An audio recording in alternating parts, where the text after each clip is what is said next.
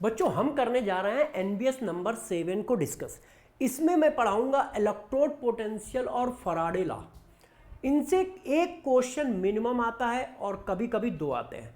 2026 में दो आए हैं, 2025 में एक आया है, 2024 में दो आए हैं, तो बहुत अच्छे से समझिएगा, ठीक है बच्चों।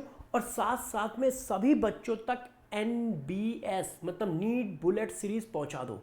क्यों? क्योंकि आपको मैं 30 से 40 सब टॉपिक पढ़ाऊंगा और मेरी कोशिश होगी कि उन सब टॉपिक से 25 से 30 क्वेश्चन आपके पेपर में फंस जाए।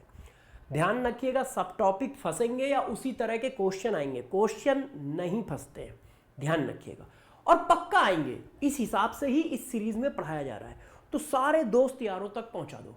साथ साथ में हर सेशन को पेपर से पहले कम से कम 2 बार जरूर देख लेना, जैसे इन सब टॉपिक के क्वेश्चन आपसे गलत ना हो। चलो स्टार्ट करते हैं। देखो बच्चों, सबसे पहले क्या बातें आपको ध्यान रखनी है ये जरा समझो। देखो, आप हमेशा कैथोड उसको मानोगे जिसका standard electrode potential value high हो। जैसे आपको 3-4 हाफ सेल दिए हैं, तो उन 3-4 हाफ सेल में या 2 हाफ सेल में आप कैथोड किसको मानो? तो हमेशा कैथोड उसको मानना जिसका स्टैंडर्ड रिडक्शन पोटेंशियल ज़्यादा हो। जिसका स्टैंडर्ड रिडक्शन पोटेंशियल ज़्यादा होगा उसको हमेशा कैथोड मानोगे, क्योंकि एक कैथोड होगा एक एनोड, तो कैथोड किसको कहेंगे? ठीक, अच्छा। ई सेल निकालने का फार्मूला है RP value of cathode minus RP value of anode. मतलब कैथोड का रिडक्शन पोटेंशियल पहले रखोगे, फिर एनोड का रिडक्शन पोटेंशियल रखोगे। इस फार्मूले से ई सेल निकालेंगे। डेल्टा जी इक्वल टू होता है minus n F E cell. अब देखो, यदि ई सेल की वैल्यू पॉजिटिव है तो डेल्टा जी निगेटिव आएगा। क्यों? ये वैल्यू पॉजिटिव रखोगे तो ये निगेटिव आएगा, और डेल्टा जी निगेटिव है तो कोई भी सेल क्या है? स्पॉन्टेनियस। एन क्या है? एन वो नंबर है जितने इलेक्ट्रॉन का एक्सचेंज सेल के फॉर्मेशन में हो रहा होगा। एन क्या है? जितने इलेक्ट्रॉन का एक्सचेंज सेल के फॉर्मेशन में हो रहा है। सपोज करो ये सेल है, अब ये सेल फॉर्म हुआ है, तो अब बताओ कितने इलेक्ट्रॉन का एक्सचेंज हो रहा है? 2 इलेक्ट्रॉन का। यहां 0 है, यहां +2 है, तो इसका मतलब टोटल 2 इलेक्ट्रॉन का एक्सचेंज हो रहा है। तो एन की वैल्यू 2। एफ क्या है? Faraday constant. ई सेल, तो ई सेल यदि किसी का पॉजिटिव है इसका मतलब वो सेल काम करेगा, यदि किसी का ई सेल निगेटिव है इसका मतलब वो सेल काम नहीं करेगा, नॉन स्पॉन्टेनियस है। क्यों? माइनस माइनस मिलके प्लस हो जाएगा।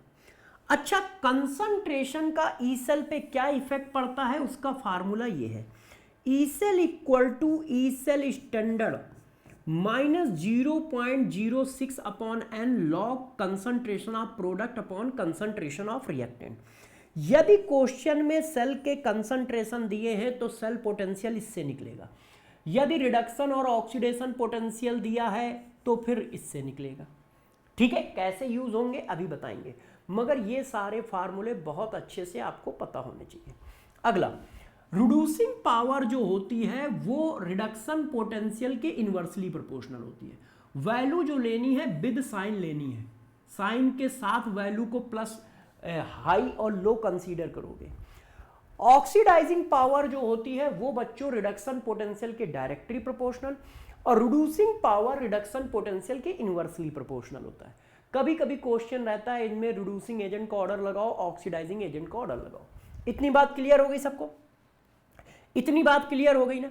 ये वाला पॉइंट क्लियर हो गया, ये पॉइंट क्लियर हो गया। अब आओ, अब देखो Faraday law. First law of Faraday ये बताता है कि किसी भी सेल में कैथोड में कितना मास डिपॉजिट होगा। तो फर्स्ट लॉ क्या बताता है? किसी भी सेल में कैथोड में कितना मास डिपॉजिट होगा, और उस डिपॉजिट मास को निकालने का फार्मूला मैं बता रहा हूं। मैं एनसीईआरटी वाला फार्मूला यूज नहीं कर रहा, बुक वाला फार्मूला यूज नहीं कर रहा, मैं अपना फार्मूला यूज कर रहा हूं। इससे क्वेश्चन बहुत इजी हो जाता है। देखो, n factor into deposit mole equal to Q upon 1 faraday. यदि चार्ज की यूनिट फराडे है तो ये वाला लगाओगे, चार्ज की यूनिट कूलाम है तो ये वाला लगाओगे। N factor into deposit mole equal to Q upon 1 faraday या क्यू अपॉन 96500 कूलाम। चार्ज की यूनिट कूलाम है ये, तो फराडे ये। अब देखो एन फैक्टर से बच्चे थोड़ा सा डरते हैं, तो मैंने एन फैक्टर आपको पढ़ा दिया। किसी कटायन का एन फैक्टर क्या होता है? कटायन के ऊपर जितना चार्ज है वही उसका एन फैक्टर होता है। जैसे मान लो Zn के ऊपर 2 चार्ज है तो एन फैक्टर 2, एल्युमिनियम के ऊपर 3 चार्ज है तो एन फैक्टर 3, कॉपर के ऊपर 2 चार्ज है तो एन फैक्टर 2। अब किसी गैस का एन फैक्टर क्या हो सकता है? तो इलेक्ट्रोकेमिस्ट्री में 3 गैस रिलीज हो सकती हैं, या तो हाइड्रोजन गैस निकल सकती है, या हैलोजन गैस निकल सकती है, या ऑक्सीजन गैस निकल सकती है। तो हाइड्रोजन और हैलोजन का एन फैक्टर 2 ले लेना, ऑक्सीजन का एन फैक्टर आप 4 ले लेना। ठीक है, हाइड्रोजन और हैलोजन का एन फैक्टर 2, ऑक्सीजन का 4। मान लो कोई हाफ रिएक्शन हो तो मॉलिक्यूल का एन फैक्टर कैसे निकालोगे? तो ये मान के चलो कोई ऑक्सीडेशन रिएक्शन है या रिडक्शन रिएक्शन है, तो इस मॉलिक्यूल का एन फैक्टर कैसे निकालेंगे? इसके नीचे का prefix x mod p minus Q, p minus Q उस एटम की ऑक्सीडेशन नंबर का difference. N factor of ax by molecule कैसे निकालोगे? इसके नीचे की वैल्यू और मॉड p माइनस क्यू। ये देखो इस तरह से एन फैक्टर आपको मॉलिक्यूल का मिल जाएगा यदि किसी रिएक्शन में ऑक्सीडेशन रिडक्शन हो रहा है। अब सेकंड लॉ ऑफ फैराडे क्या होता है? यदि कहीं पर सेम चार्ज सप्लाई हो रहा है, मतलब चार्ज की वैल्यू यदि कांस्टेंट है, तो आप उनके नंबर ऑफ ग्राम इक्विवेलेंट बराबर कर सकते हो। जैसे एनोड में जितना चार्ज आता है उतना ही चार्ज हमेशा कैथोड में जाता है, तो एनोड के ग्राम इक्विवेलेंट हमेशा कैथोड के ग्राम इक्विवेलेंट के बराबर कर सकते हो। या मान लो 2 डिफरेंट सेल हैं, मगर जितना मैंने चार्ज पहले सेल में सप्लाई किया है उतना ही चार्ज मैंने दूसरे सेल में सप्लाई किया है, तो इस जगह के नंबर ऑफ ग्राम इक्विवेलेंट उसके नंबर ऑफ ग्राम इक्विवेलेंट के बराबर कर सकते हो। मतलब यदि आपको लगता है चार्ज सेम है तो आप किसी के भी ग्राम इक्विवेलेंट किसी के भी बराबर कर सकते हो। ये सेकंड लॉ ऑफ फैराडे होता है। आप number of gram equivalent equal कर देना कब? और नंबर ऑफ ग्राम इक्विवेलेंट कैसे निकालोगे? N factor into mole. Mole में एन फैक्टर का मल्टीप्लाई कर दो तो वो नंबर ऑफ ग्राम इक्विवेलेंट बन जाता है। Number of gram equivalent of anode into number of gram equivalent of cathode. ये कॉन्सेप्ट समझ गए क्या? यदि कहीं चार्ज सेम है तो आप नंबर ऑफ ग्राम इक्विवेलेंट उनके बराबर कर सकते हो। और नंबर ऑफ ग्राम इक्विवेलेंट निकालने का formula n factor into mole. Clear है? अब इन जो कॉन्सेप्ट बताए हैं इन पर क्वेश्चन करके दिखाते हैं। देखिए बच्चों, ये क्वेश्चन है हमारा नीट 2026 का। Calculate EMF of half cell given below. ये एक हाफ सेल दिया है, इसका ईएमएफ पूछ रहा है। ठीक है, हमें पता है कि यदि कंसंट्रेशन दिया होगा तो ईएमएफ कैसे निकालोगे? E cell equal to E cell standard minus 0.06 upon n log concentration of product upon concentration of reactant। यही फार्मूला है। हाँ, तो पहले इसकी रिएक्शन लिखो। अब सेल क्या है? हाइड्रोजन 0 और HCl में हाइड्रोजन +1, तो इसका मतलब ये सेल है, ये हाफ सेल है आपके पास, ऐसा हाफ सेल है। ये देखो, तो ऐसा हाफ सेल है, तो बताओ भाई E cell. E cell standard की वैल्यू 0, हाइड्रोजन के हाफ सेल का स्टैंडर्ड रिडक्शन पोटेंशियल और स्टैंडर्ड ऑक्सीडेशन पोटेंशियल की वैल्यू कितनी होती है? 0। हाइड्रोजन के हाफ सेल की standard oxidation potential standard reduction potential की वैल्यू 0 सपोज की गई है। 0.069 अपॉन n। कितने इलेक्ट्रॉन का लेना देना हो रहा है? तो 2 इलेक्ट्रॉन का लेना देना हो रहा है। चेक करो, देखो यहां पर कितनी है? 0, यहां पर कितनी है? +1। तो एक एटम में 1 का डिफरेंस, 2 एटम में 2 का डिफरेंस, 2 इलेक्ट्रॉन का लेना देना हो रहा है। Log concentration of product, product में कौन है? HN का square. Concentration of reactant, reactant में कौन है? गैस, तो गैस का प्रेशर रखा जाएगा और इक्वस आयन का कंसंट्रेशन रखा जाएगा। अब वैल्यू डाल दो, तो यार ये देखो -0.3 लॉग HN कंसंट्रेशन कैसे निकलेगा? देखो HCl का कंसंट्रेशन दिया है, तो जो HCl का कंसंट्रेशन होगा वही HN का कंसंट्रेशन होगा। क्यों? क्योंकि एक HCl में एक HN है। एक HCl में एक एचायन है, तो जितना एचायन का कंसंट्रेशन, जितना HCl का कंसंट्रेशन उतना ही एचायन का कंसंट्रेशन। तो एचायन का कंसंट्रेशन आ गया 0.2 का स्क्वायर। अब इसका प्रेशर देखो दिया है 2 एटमॉस्फेयर, प्रेशर की वैल्यू 2 डाल दी। अब इसको सॉल्व करो, -0.3 लॉग। अब देखो 2 इंटू 10 की पावर -2 लिख सकता हूं, तो ये 10 की पावर -4 हो जाएगा। भाई इसको क्या लिखोगे, 2 इंटू 10 की पावर -2, स्क्वायर लगा है तो 10 की पावर 4। तो अब देखो -0.03। अब ये इसको सॉल्व करो, तो भाई जब आप इसको सॉल्व करोगे तो आप इसको लिखोगे log 2 m इंटू एन लगा रहा हूं, माइनस प्लस log 10 की पावर -4। अब आप इसको बस सॉल्व कर लीजिए, आंसर आ गया आपका। log 2 की वैल्यू 0.3 और 10 की पावर -4 ये आ गया। तो ये देखो अब ये क्या आ गया, -3.7। तो माइनस माइनस प्लस हो गया, इसका मतलब आंसर प्लस का आएगा, तो ये गलत हो गया। अब इनकी वैल्यू का मल्टीप्लाई कर लो, तो जब आप वैल्यू का मल्टीप्लाई करते हो तो देखो कितना आंसर आता है, 3.7 इंटू 0.03, ये आ रहा है अप्रॉक्स 0.111। तो यार ये वाला आंसर आ रहा है, क्यों? क्योंकि आंसर प्लस में आ रहा है, माइनस में नहीं आ रहा है। आंसर प्लस में आ रहा है, माइनस में नहीं आ रहा, तो ये आंसर आ जाएगा। क्यों? क्योंकि मैंने अप्रॉक्सीमेशन ले रखा है ना। जैसे मैंने देखो यहाँ 0.6 डाल दिया, जबकि इसकी वैल्यू इन्होंने कहा 0.59 डालो, तो इसलिए अप्रॉक्सीमेशन ले लिया था कैलकुलेशन को इजी करने के लिए। अब ये क्वेश्चन देखो, ये भी नीट 2026 में आया है। 2026 में देखो 2 क्वेश्चन आए हैं, जो सब टॉपिक आपको 10, 15, 20 मिनट में पढ़ा रहा हूं। अब क्वेश्चन को, a solution of copper sulphate, a solution of copper sulphate is electrolyte from 10 minute. देखो टाइम दिया है आपको 10 minute, with a certain of current, I की वैल्यू दी है। The mass of copper deposit at cathode, कितना मास डिपॉजिट है ये निकालना है। तो मैंने आपको अभी पढ़ाया कि डिपॉजिट मास है, तो बस आपको एक ही फार्मूला लगाना है, n factor into mole equal to Q upon 96500। अब एक फराडे की वैल्यू इन्होंने ये दे रखी है 96500 ना देके 965487 दे रखी है, तो एक फराडे की वैल्यू मैंने ये डाल दी। अब देखो एन फैक्टर, कॉपर के ऊपर कितना चार्ज होता है 2। अब मोल को क्या लिख लिया, deposit mass divided by atomic mass.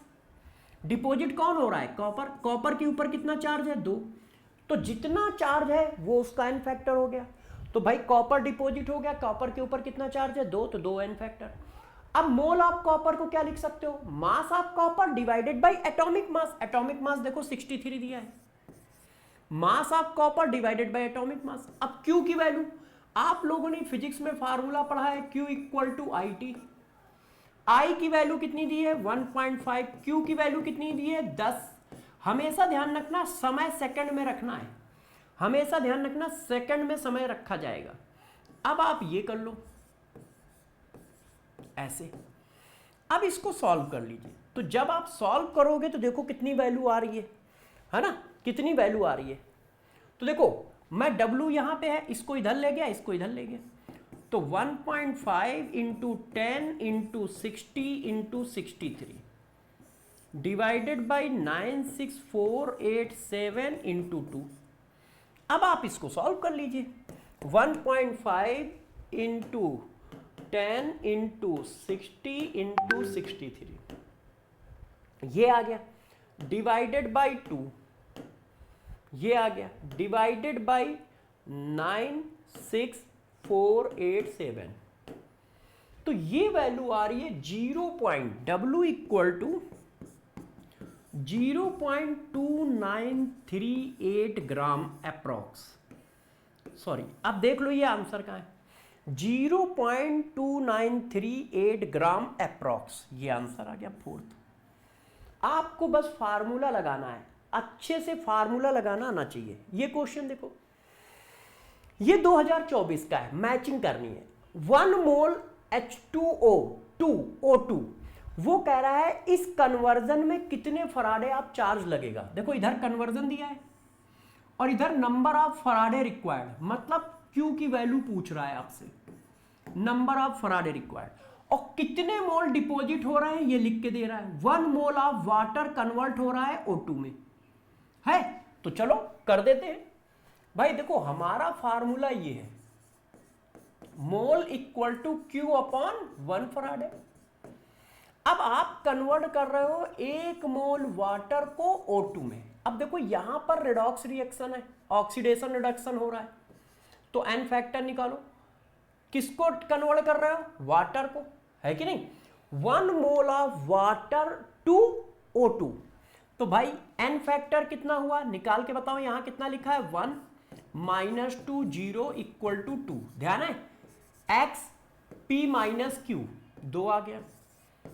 अब मोल कितने दिए हैं 1, Q की वैल्यू निकालनी है 1 फराडे, तो Q इक्वल टू आ गया 2 फराडे। A का आंसर आ गया हमारा। अब आप B निकालो। B में क्या है, MnO4 निगेटिव से कहां जा रहा है, Mn2 पॉजिटिव में जा रहा है। अब यहां देखो क्या है +7, यहां क्या है +2, Mn के नीचे कितना है 1, 7 माइनस 2 5, तो एन फैक्टर इसका 5, मोल इसके कितने हैं 1, Q अपॉन 1 फराडे, तो Q की वैल्यू कितनी आई 5 फराडे।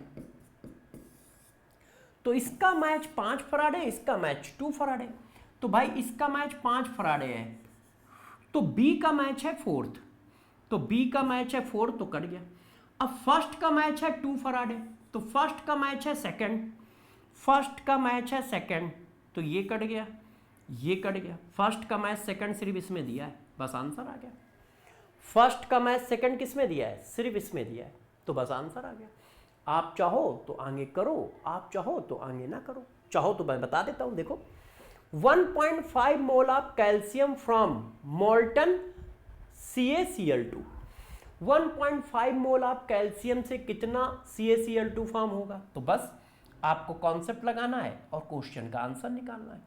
आप मैच कर लीजिए, ठीक है। तो देखो मोल डायरेक्ट कर दूं, एन फैक्टर कितना आएगा, कैल्शियम के ऊपर कितना चार्ज होता है 2, मोल कितना दिया है 1.5, Q अपॉन 1 फराडे, तो Q की वैल्यू कितनी आई 3 फराडे। इसका मैच क्या है फर्स्ट, C का मैच फर्स्ट है, ये देखो।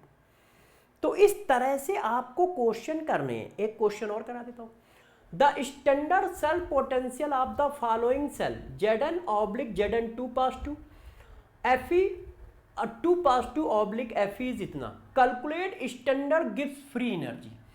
देखो स्टैंडर्ड गिब्स फ्री एनर्जी पूछ रहा है और सेल पोटेंशियल आपको दिया है, बस फार्मूले में वैल्यू डालो। कितने इलेक्ट्रॉन का ट्रांसफर हो रहा है, यहां देखो 0 से +2 2 इलेक्ट्रॉन का। F 1 फराडे की वैल्यू इन्होंने कितनी दे रखी है 96487, ई सेल की वैल्यू कितनी दे रखी है 0.2। अब देखो आंसर निगेटिव आएगा तो प्लस वाले तो काट ही दो, आंसर तो निगेटिव आएगा तो प्लस वाले कट गए। अब आप बस मल्टीप्लाई कर लीजिए, तो 2 इंटू 96487 इंटू 0.32, ये आ रहा है माइनस का 61751.68 जूल। यूनिट हमेशा ध्यान रखना जूल है। अब यहां आंसर किलो जूल में दिए, तो जूल को किलो जूल बनाने के लिए 1000 से डिवाइड कर दो, ये किलो जूल हो गया। अब आप चेक करो, आंसर आ गया। क्लियर है, कर लोगे क्वेश्चन। अब देखो एक क्वेश्चन इस तरह का कर लो, ठीक है। अब इसको पढ़ो। The weight of silver is displace by a quantity of electricity which displace, जितनी क्वांटिटी ऑफ इलेक्ट्रिसिटी से सिल्वर डिस्प्लेस हो रहा है, उतनी ही क्वांटिटी ऑफ इलेक्ट्रिसिटी से हम 5600 ml ऑक्सीजन गैस निकालते हैं एट STP। देखो the weight of silver displace by a quantity of electricity which displace 5600 ml of oxygen at STP will be. जितनी क्वांटिटी से 5600 ml ऑक्सीजन रिलीज होती है उतनी ही क्वांटिटी ऑफ इलेक्ट्रिसिटी से कितना सिल्वर डिपॉजिट होगा, उतनी ही क्वांटिटी ऑफ इलेक्ट्रिसिटी से कितना सिल्वर डिपॉजिट होगा। क्या चार्ज सेम है? यस, तो बस number of gram equivalent equal कर दो। यदि चार्ज सेम है तो number of gram equivalent equal कर सकते हैं। किसके किसके इक्वल करोगे भाई? एल्युमिनियम के, number of gram equivalent of aluminium equal to number of gram equivalent of oxygen. भाई जो दिया जाए, जो निकालना हो उसके बराबर कर दो। कैसे करते हैं? N factor into mole, n factor into mole. अब सिल्वर के ऊपर कितना चार्ज होता है?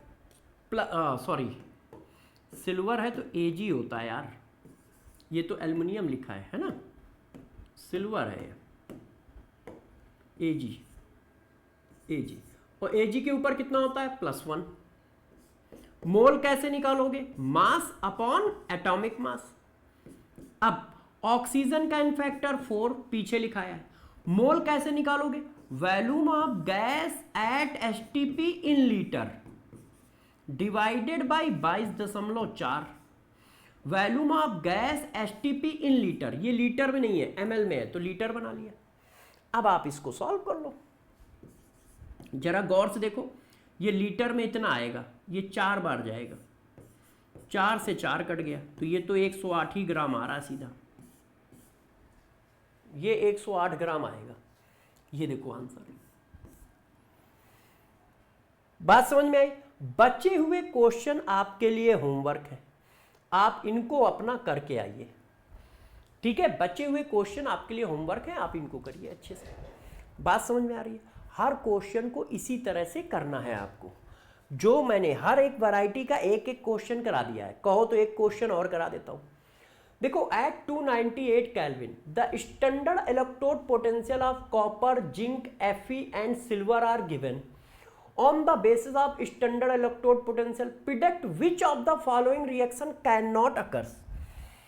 इनमें से कौन सी रिएक्शन नहीं हो सकती है? इसका मतलब इनमें से कौन सा सेल काम नहीं करेगा।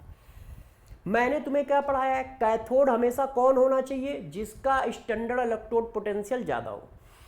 यदि कैथोड वो है जिसका स्टैंडर्ड इलेक्ट्रोड पोटेंशियल ज्यादा है तो हमेशा सेल काम करेगा, नहीं तो नहीं करेगा। अब आप चेक करो, पहला आपने कॉपर और जिंक का लिया, तो देखो कॉपर, इसमें से कैथोड कौन है? चेक करो, +2 और 0, कैथोड कॉपर है।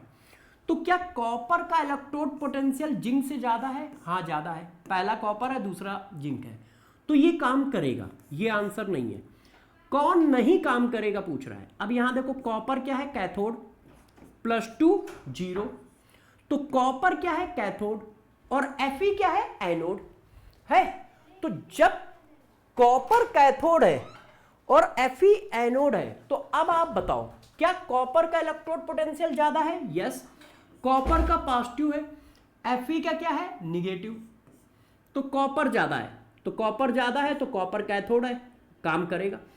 कैथोड का इलेक्ट्रोड पोटेंशियल हमेशा एनोड से ज्यादा होना चाहिए, यदि है तो सेल काम करेगा। अब Fe देखो क्या है? +2 और 0। Fe कैथोड है, Fe देखो कैथोड है, रिडक्शन हो रहा है। Fe का इलेक्ट्रोड पोटेंशियल 3rd नंबर ये, और Zn का इलेक्ट्रोड पोटेंशियल ये, अभी भी ये ज्यादा है, माइनस में ये ज्यादा होता है, अभी भी ये ज्यादा है, तो ये भी काम करेगा। अब यहां देखो कॉपर कैथोड, क्यों? +2 से 0, कॉपर कैथोड है, कॉपर का ये है, तो कॉपर का इलेक्ट्रोड पोटेंशियल ज्यादा होना चाहिए था, मगर ज्यादा किसका है? जिंक, ये देखो सिल्वर का है। कॉपर का इलेक्ट्रोड पोटेंशियल ज्यादा होना चाहिए था, मगर ज्यादा किसका है? सिल्वर का। इसका मतलब ये सेल काम नहीं करेगा, इसका मतलब ये सेल काम नहीं करेगा। क्यों? यदि कोई सेल काम करता है तो उसका कैथोड का पोटेंशियल एनोड से ज्यादा होना चाहिए। तो कॉपर कैथोड है तो कॉपर का ज़्यादा होना चाहिए, मगर देखो कॉपर का नहीं ज़्यादा है, 0.34 और 0.8, तो 0.8 बड़ी वैल्यू है, तो इसका मतलब ये सेल नहीं काम करेगा। ठीक है, इस तरह से क्वेश्चन करना है। बाकी क्वेश्चन आपके होमवर्क के लिए, उनको करिए आप। ठीक है बच्चों, अब मिलेंगे नेक्स्ट एनबीएस में। सब लोग बहुत ईमानदारी से फॉलो करो, बहुत अच्छे से इसको करो।